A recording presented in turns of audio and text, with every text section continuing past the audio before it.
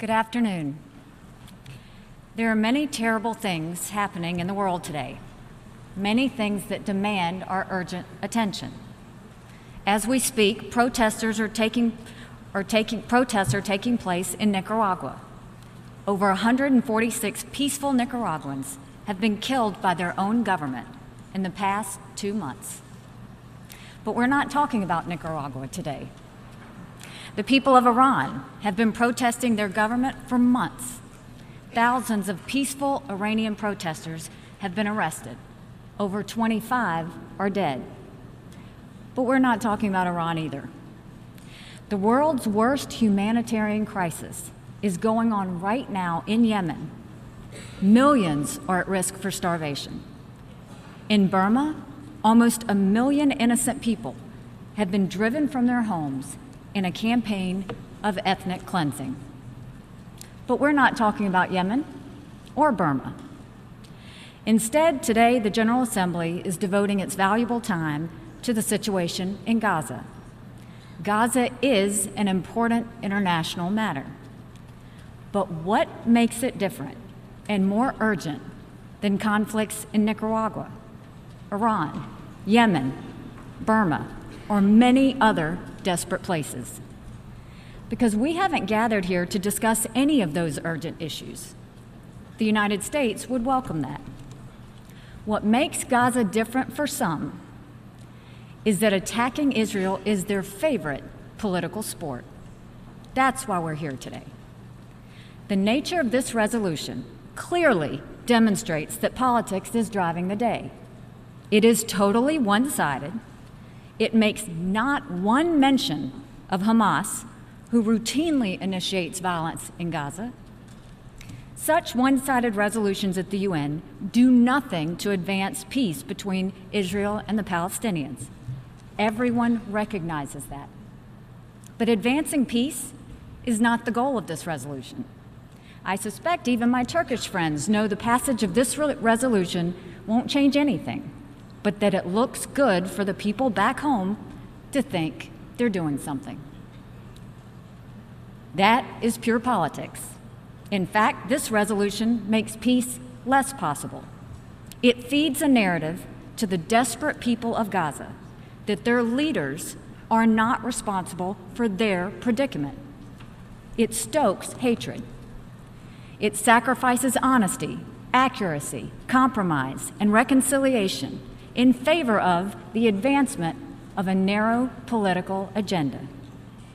If we were being honest, we would acknowledge that there are no perfect actors on either side of this conflict.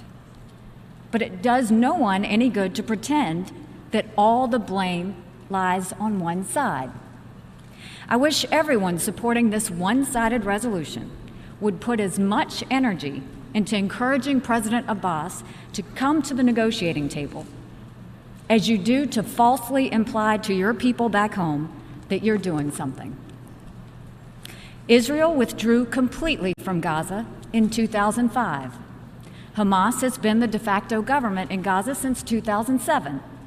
This strip of land along the Mediterranean coast has enormous potential. And yet, after 11 years of Hamas rule, Gaza has electricity for only a few hours a day. It has enormous unemployment and poverty. It is a haven for terrorist activity. At what point will the UN actually hold accountable those who are in charge of Gaza and running it into the ground? Instead, this resolution holds Hamas completely unaccountable for most of the recent unrest. It blames everything on Israel, but the facts tell a different story. It is Hamas and its allies that have fired over 100 rockets into Israel in the past month, hoping to cause death to as many civilians and as much destruction as possible. It is Hamas that has used Palestinian civilians as human shields at the boundary fence, seeking to incite violence and overrun the border. It is Hamas that refuses to cooperate with the Palestinian Authority to unite in the pursuit of peace. It is Hamas that calls for the destruction of the state of Israel within any borders. And yet, the resolution before us not only fails to blame Hamas for these actions, it fails to even mention Hamas. This is the dangerous, counterproductive decision the General Assembly is about to take. But there is still a chance for this body to try and right this wrong. We still have the opportunity to salvage something honest from this discussion.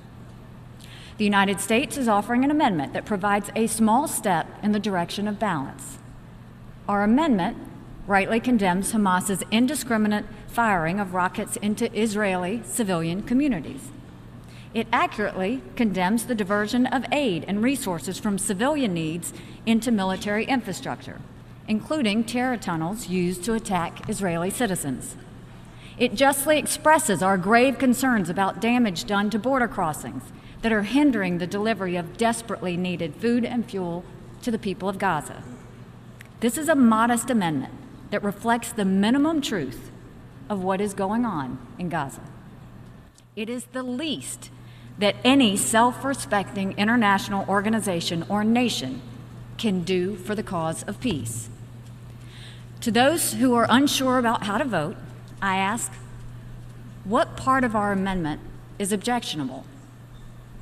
Is it objectionable to condemn Hamas for firing the rockets at civilians? Is it objectionable to condemn the diversion of resources from civilians to military uses? Or is it objectionable to express concern about the destruction of border crossings that deliver life-saving supplies? Today's choice for the General Assembly is simple. It is the choice between using our time here to advance peace and security or using it to stoke hatred and conflict. This vote will tell us much about which countries are serious about accuracy and reconciliation, and which countries are bound by their political agendas. For the sake of peace and for the sake of this institution, I urge my colleagues to support the United States amendment. Thank you. I thank the distinguished representative of the United States.